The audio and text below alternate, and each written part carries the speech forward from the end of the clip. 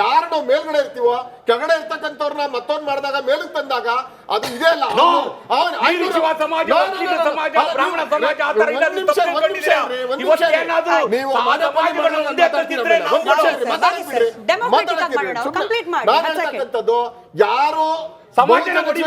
ಯಾರು ಬಹುಸಂಖ್ಯಾತ ವರ್ಗ ಯಾವ್ದಿರುತ್ತೆ ಅದು ಐನೂರು ಆಯೋಗ ಇರ್ಬೋದು, ಚಿನ್ನಪ್ಪ ರೆಡ್ಡಿ ಆಯೋಗ ಇರ್ಬೋದು, ನಾಗನಗೌಡ ಆಯೋಗ ಇರ್ಬೋದು, ಯಾವ್ದನ್ನು ಕೂಡ ನಾವೆಲ್ಲ ಸರಿ ಇದೆ ಅಂತ ಹೇಳಿ ಒಪ್ಕೊಂಡಂತದ್ದಲ್ಲ.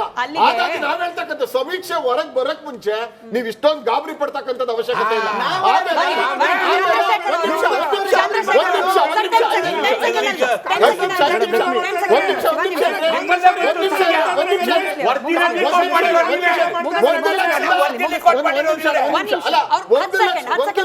ಒಂದು ಲಕ್ಷದ 65,00,000 ಜನ ಟೀಚರ್ಸ್.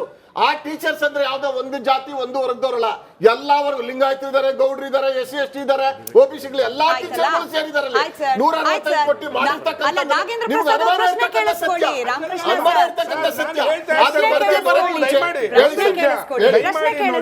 ಯಾವುದೇ 1.6 ಲಕ್ಷ ಜನ ಈ ಒಂದು ಸಮೀಕ್ಷೆಯನ್ನು ಏನು ಮಾಡಿದ್ದಾರೆ, ಒಂದು ಜಾತಿ ಬಗ್ಗೆ ನಾನು ಮಾತಾಡ್ತಾ ಇಲ್ಲ.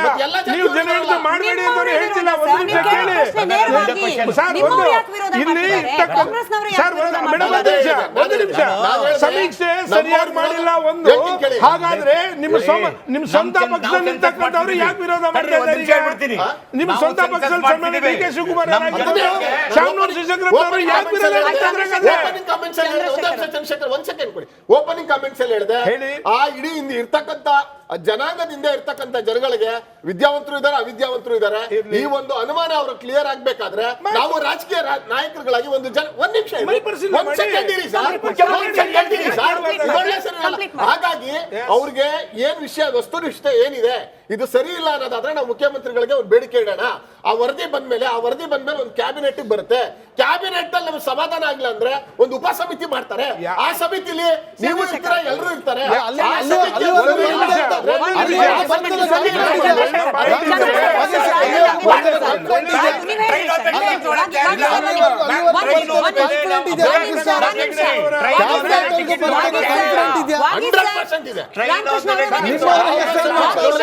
ಆ ಸಮೀಕ್ಷೆ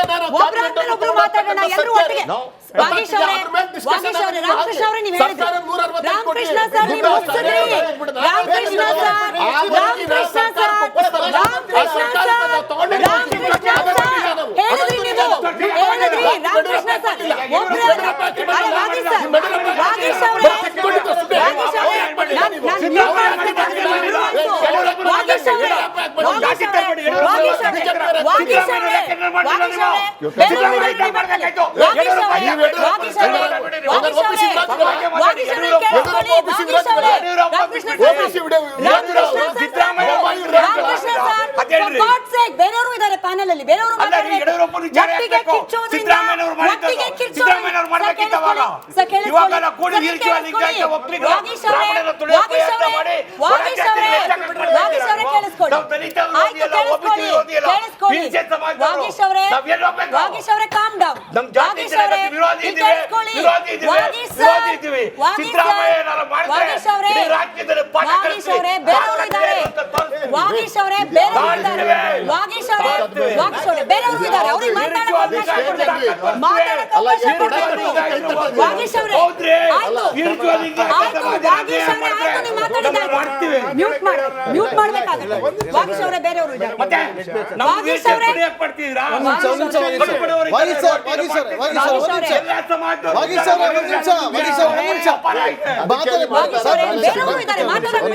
ಈಗ ನೇರವಾದ ಪ್ರಶ್ನೆ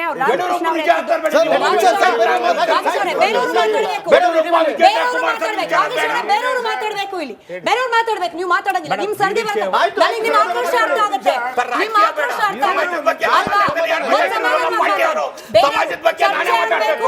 ಚರ್ಚೆ ಆಗ್ಬೇಕು, ಗಲಾಟೆ ಅಲ್ಲ. ಬೇರೆಯವ್ರಿಗೂ ಮಾತನಾಡಿ ಮಾತಾಡ್ಲಿಕ್ಕೆ ಅವಕಾಶ ಕೊಡ್ಬೇಕು. ನೀವು ಕೇಳಿಸ್ಕೊಳ್ಬೇಕು, ನೀವು election ನೀವು ಕೇಳಿಸ್ಕೊಳ್ಬೇಕು. ಗೆದ್ದಿದ್ರೆ ನೀವು ತಾಳ್ಮೆ ಒಂದು ಮುಖ್ಯ.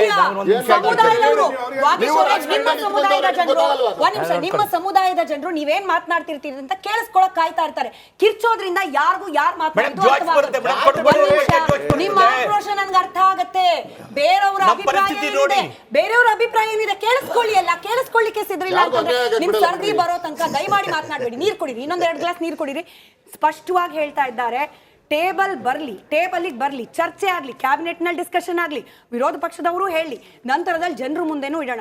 ಯಾಕೆ ವರದಿ ಅನುಷ್ಠಾನಕ್ಕೆ ಮುಂಚೆನೆ ಇಷ್ಟೊಂದು ಆಕ್ರೋಶ, ಅಸಮಾಧಾನ? ಫಸ್ಟ್ ನಾಗೇಂದ್ರ ಪ್ರಸಾದ್, ಅದಾದ್ಮೇಲೆ ಚಂದ್ರಶೇಖರ್. ನೋಡಿ, ಒಂದು ಮಾತನ್ನ ಸ್ಪಷ್ಟವಾಗಿ ಹೇಳ್ತಾ ಇದ್ದೀನಿ. ಯಾವುದೇ ಒಂದು ವರದಿ ಬಂದ ನಂತರ ಕೇವಲ 10 ವರ್ಷಗಳ ಕಾಲ ಅದಕ್ಕೆ ಅವಧಿಯಲ್ಲಿ ಇರುತ್ತೆ. 10 ವರ್ಷ ದಾಟಿದ ನಂತರ ಮತ್ತೆ ಸಮೀಕ್ಷೆ ಮಾಡಬೇಕಾಗ್ತದೆ. ಇವರು 9 ವರ್ಷಗಳ ಕಾಲಾವಧಿ ಮುಗಿದಿದೆ. ತಾರಾತುರಿಯಲ್ಲಿ ಜಯಪ್ರಕಾಶ್ ಹೆಗಡೆ ಅವರ ಕಾಲಾವಧಿಯನ್ನು ವಿಸ್ತೀರ್ಣ ಮಾಡ್ತೀರಾ. ಹಾಗಾದ್ರೆ ಇದರಲ್ಲಿ ಇರ್ತಕ್ಕಂಥ ಮರ್ಮ ಏನು? ಇವಾಗಲೇ ನಿಮ್ಮ ಅಧಿಕಾರದಲ್ಲಿ ಇದ್ದಾಗಲೇ ಇದನ್ನು ಪಾಸ್ ಮಾಡ್ಕೋಬೇಕು ಅನ್ನೋದು ನಿಮಗೂ ತಾಳ್ಮೆ ಬೇಕು. ಹಾಗಾದ್ರೆ ಎಲ್ಲ ಸಮಾಜಗಳಿಗೆ ನ್ಯಾಯ ಸಿಗಬೇಕು ಅನ್ನೋದಾದ್ರೆ ನಾವು ಹೇಳ್ತಾ ಇರ್ತಕ್ಕಂಥದ್ದು ನೀವು ಸಮೀಕ್ಷೆ ಮಾಡಬೇಡಿ ಅಂತ ಹೇಳ್ತಾ ಇಲ್ಲ. ನೀವು ಮಾಡಿರ್ತಕ್ಕಂಥ ಸಮೀಕ್ಷೆ ಅವೈಜ್ಞಾನಿಕ, ಇದ್ರ ಮರುಪರಿಶೀಲನೆ ಮಾಡಿ ಅಂತಕ್ಕಂಥ ನಾವು ಹೇಳ್ತಾ ಇರ್ತಕ್ಕಂಥದ್ದು. ಯಾಕೆ ಅಂತಂದ್ರೆ ನಿಮ್ಮ ಸ್ವಪಕ್ಷದಲ್ಲಿ ಇರ್ತಕ್ಕಂಥ ಅನೇಕ ಹಿರಿಯ ಮುಖಂಡರುಗಳು, ಸನ್ಮಾನ್ಯ ದೇವೇಗೌಡರಾಗಿರ್ಬೋದು, ಎಸ್.ಎಂ. ಕೃಷ್ಣ ಅವರಾಗಿರ್ಬೋದು, ಶಾಮನೂರು ಶಿವಶಂಕರಪ್ಪನವರಾಗಿರ್ಬೋದು, 60 ಜನ ಲಿಂಗಾಯತರನ್ನೇ ಇವತ್ತು ವಿರೋಧ ಮಾಡಿದ್ದಾರೆ. ದಯಮಾಡಿ 60 ಜನ ಸಹಿ ಹಾಕಿರ್ತಕ್ಕಂಥದ್ದು.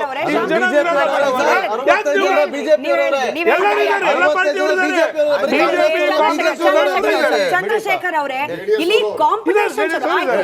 ಕಾಂಪಿಟೇಷನ್ ಶುರು ಆಗ್ಬಿಟ್ಟಿದೆ. ಶಾಮನೂರು ಶಿವಶಂಕರಪ್ಪನವರ ಹೇಳಿಕೆ, ಒಂದ್ ಕಡೆ ಚಿತ್ರದುರ್ಗದಲ್ಲಿ ಅಹಿಂದ ಸಮಾವೇಶ ಅಂತ, ಅಲ್ಲೊಂದು ಶಕ್ತಿ ಪ್ರದರ್ಶನ, ಅದಕ್ಕೆ ಕೌಂಟರ್ ಆಗಿ ಅದಕ್ಕಿಂತ ಅದ್ದೂರಿಯಾಗಿ ನಾವು ನಡೆಸ್ತೀವಿ ಲಿಂಗಾಯತರ. ಏನ್ ನಡೀತಿದೆ ಇಲ್ಲಿ? ಜಾತಿಗಳ ನಡುವೆ ಕಾಂಪಿಟೇಷನ್. Let me answer. ಅದಕ್ಕೂ ಸಂಬಂಧ ಇಲ್ಲ. ಒಂದು ಮೊದಲನೇದು, ಕಾಂತರಾಜ್ ವರದಿ ಅವೈಜ್ಞಾನಿಕ, ಕಾಂತರಾಜ್ ವರದಿ ಸರಿ ಇಲ್ಲ ಅಂತೇಳಿ ಅದರ ಕೆಲವು ಸದಸ್ಯರೇ ಸಿಗ್ನೇಚರ್ ಮಾಡಿಲ್ಲ. ಒಂದು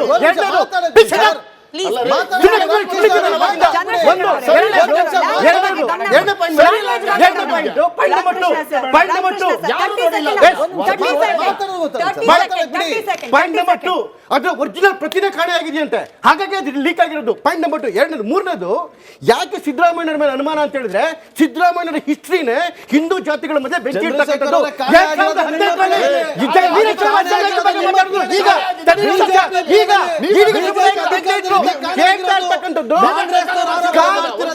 ಕಾಣೆ ಆಗಿರೋದು ಬಿಜೆಪಿ ವರದಿ ಕಾಣೆ ಆಗಿರ್ತಕ್ಕಂಥದ್ದು. ನನಗೆ ಇದಾಗಿದ್ದಲ್ಲ, ಒಂದು ವಿಷಯ ಹೇಳ್ತಿರ್ತಕ್ಕಂಥ ಅಂತ ಹೇಳಿದ್ರೆ, ಕಾಂತರಾಜ್ ವರದಿನೇ ಲೀಕ್ ಆಗಿರೋದಕ್ಕೆ. ಹಾಗಾದ್ರೆ D K Shivakumar deputy chief minister of the government ಯಾಕೆ ಅವೈಜ್ಞಾನಿಕ ಹೆಂಗೆ ಹೇಳಿದ್ರು? ಇನ್ಫಾರ್ಮೇಶನ್ ಬರ್ದೇ ಹೇಳಿದ್ರ?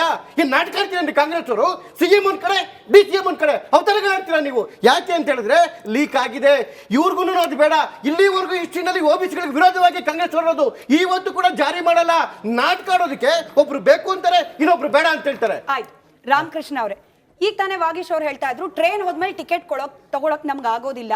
ಯಾವಾಗ ಅನುಮಾನ ಇದೆ ಅಲ್ಲೇನೆ ಅದನ್ನ ಬಗೆಹರಿಸಬೇಕು.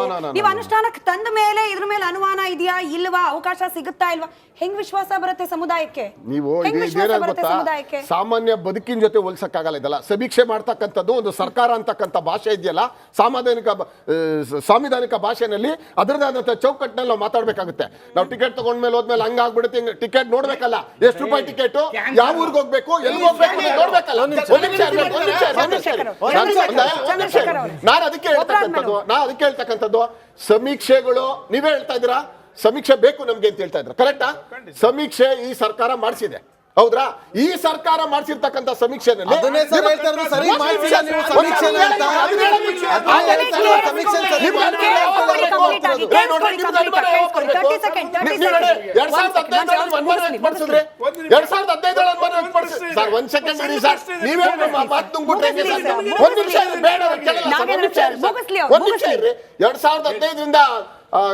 ಕಾಂತರಾಜ್ ಅರಸು ಅವ್ರದ್ದು ಮಾಡ್ತಾ ಇರ್ತಕ್ಕಂಥ ಸಮೀಕ್ಷೆ ಒಳಗೆ ಅವಾಗಿಂದ ನಿಮ್ದು ಒಂದ್ ಸ್ವಲ್ಪ ಗೊಂದಲ ಇತ್ತು, ಇದು ಅದು ಸರಿ ಇಲ್ಲ, ಮಾಡಬಾರ್ದು ಹಾಗೆ ಹೇಗೆ ಅಂತ. ಆಯ್ತಲ್ವಾ? ಅದೊಂದು ಸಮೀಕ್ಷೆ ಬೇಕಾಗಿರ್ಲಿಲ್ಲ. ಇದೇ ಯಡಿಯೂರಪ್ಪ ಇದ್ರು, ಇದೇ ಕುಮಾರಸ್ವಾಮಿ ಅವರು ಇದ್ರು, ಎಲ್ಲರೂ ಇದ್ರು. ಅವ್ರು ಇನ್ನೊಂದು ಮಾಡಿಸ್ಬೋದಾಗಿತ್ತು. ಯಾರೇನ್ ಬೇಡ ಅಂತ ಅಡ್ಡಪಡಿಸಿದ್ರೆ ನಿಮ್ಗೆ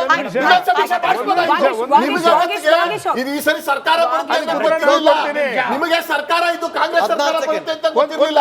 ಹಾಗಾಗಿ ನೀವೇನ್ ಮಾಡಿದ್ರಿ, ತಂಡು ಮಲ್ಕೊಂಡ್ಬಿಟ್ಟಿದ್ರಿ. ಕಾಂಗ್ರೆಸ್ ಸರ್ಕಾರ ಬಂದಿದೆ, ಸ್ವೀಕಾರ ಮಾಡ್ತೀವಿ. ಒಂದು ನಿಮಿಷ ಕಾಂತರಾಜ್ರವರ ಒಂದು ಏನು